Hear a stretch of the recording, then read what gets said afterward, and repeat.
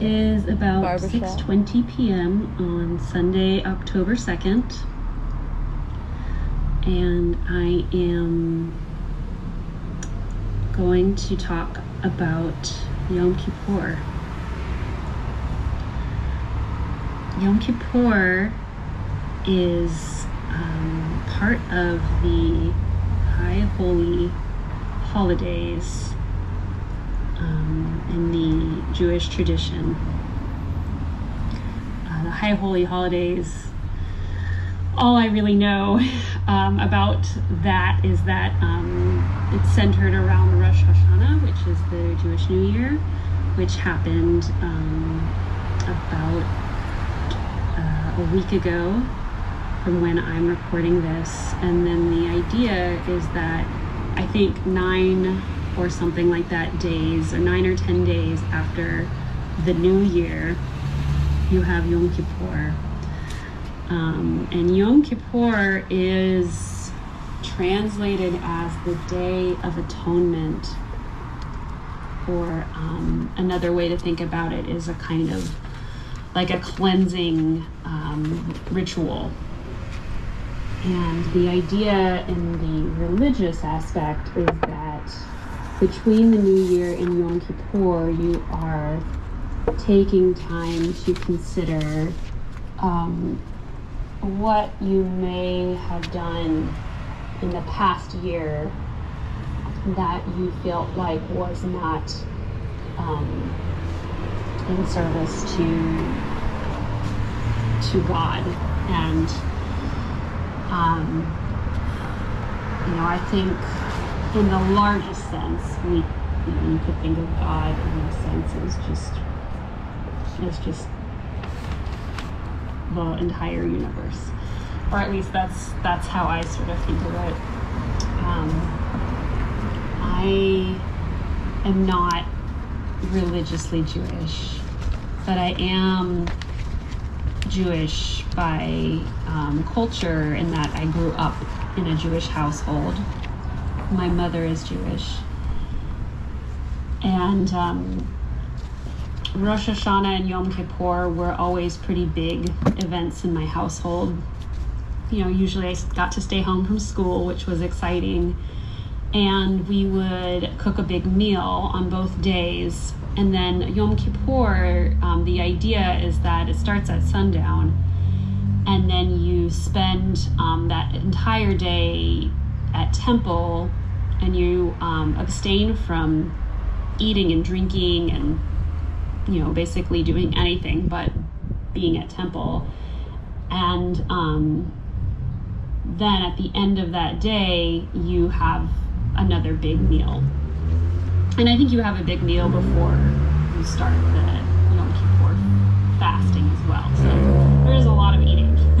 There's just this one day where you're not supposed to eat or drink. And in my household, it was sort of like, we just didn't really cook a meal. It was like, yeah, you can maybe have a snack, or maybe test out what it is you're trying to make for the big meal, but you're not gonna like sit down and cook a lot beforehand, before you obviously eat the big meal. But I think being Jewish feels really big for me, in part because I think it's linked to some of the anxiety that I hold. And it feels like anxiety that was passed down from generation to generation. And I can kind of see it. I can sort of trace it through, my mom and her behavior, through to my, her siblings, my aunts and uncles, and then through the generation before, my grandparents and my great aunts and uncles and all of that. And I think it's a weird thing to work with, because Yeah, I think a lot of anxiety is like this, where you can kind of logically look at it and say, there's nothing to be afraid of here. But there is some part of you that doesn't feel that way. Some maybe a part of your brain that isn't processing the logical elements, that is a little traumatized.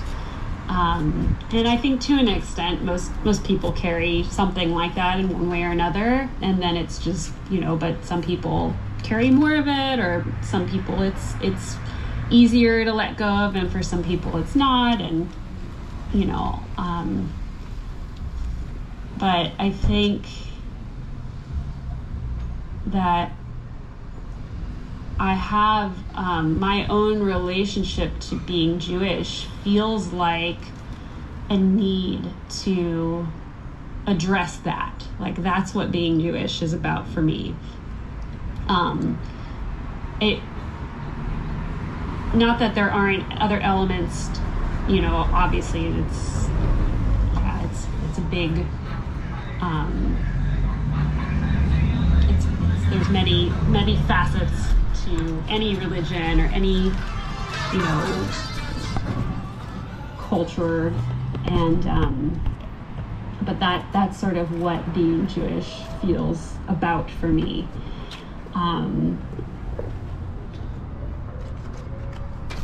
And I think Yom Kippur is something that resonates with me because it feels like a part of the culture that that I find useful.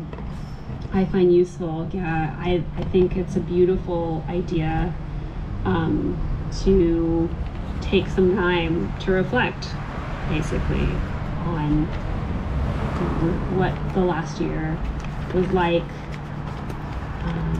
I think anything that encourages you to sort of look at a stretch of time or an experience or a place or anything and just create some kind of container around it, in a sense, is useful.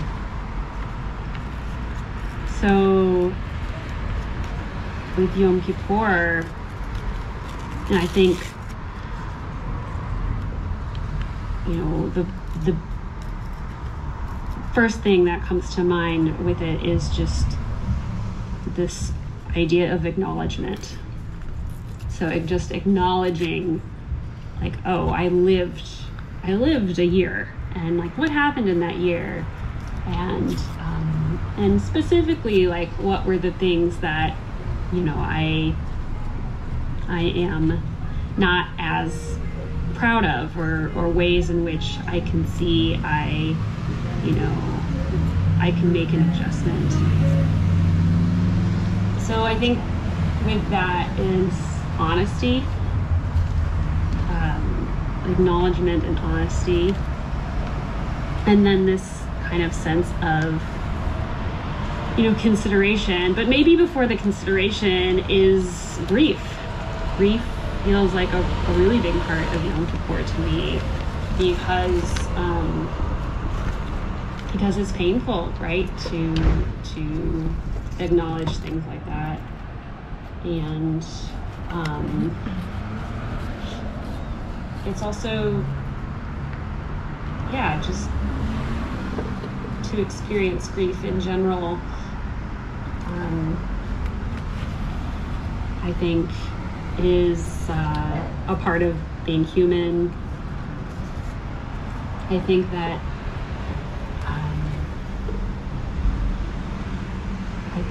my own experience is that grief comes in and out of my life nearly every day. Grief about things I've done, grief about things that have happened to people that make me sad, and then grief for just the state of the world, which is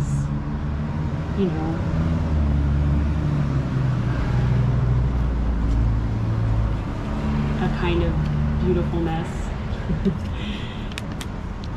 But I think that I like the idea that Yom Kippur can offer a time to sort of hold that grief too. You know what I mean? Like, to acknowledge like what was hard, basically, what's been hard. And to feel that, to really feel that. And then, yeah, maybe then to have some space to consider, you know, what you're letting go of.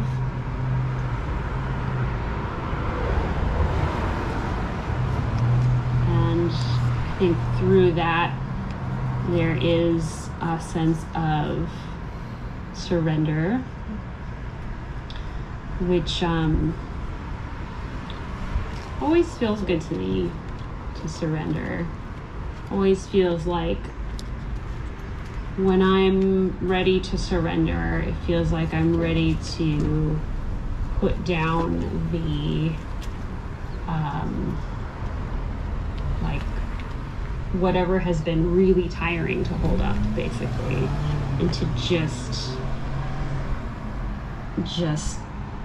you know, yeah, really be in that space of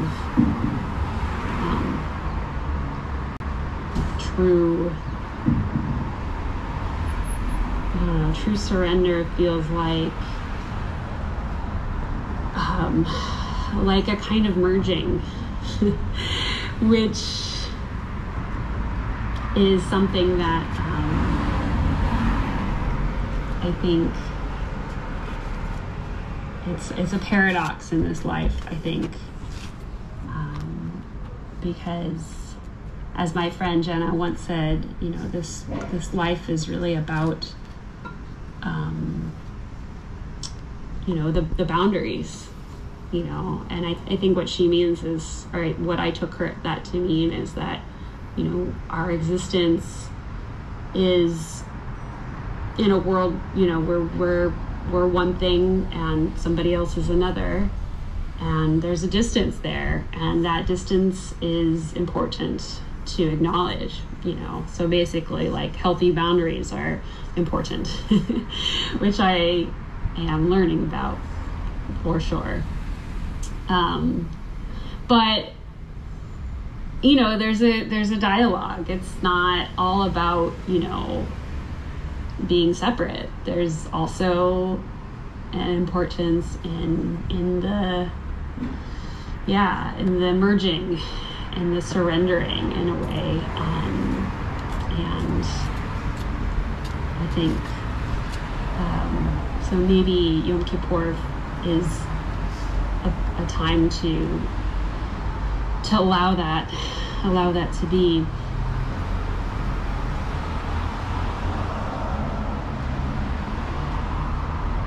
I'm not sure that I have anything else to say. I think, you know, what I'm going to do is,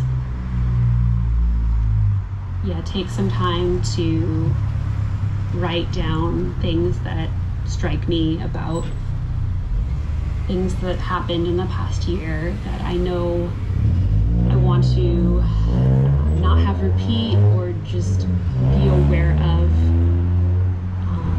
you know, general things, specific things, and maybe write them out, write them down, you know, maybe put them in a container, or maybe, you know, burn them. I don't know, but mostly it's just the acknowledging, and then, you know, saying sorry, you know, not in a kind of punitive way, like bad, sorry, but like, oh man, like that hurts me to think about that. I feel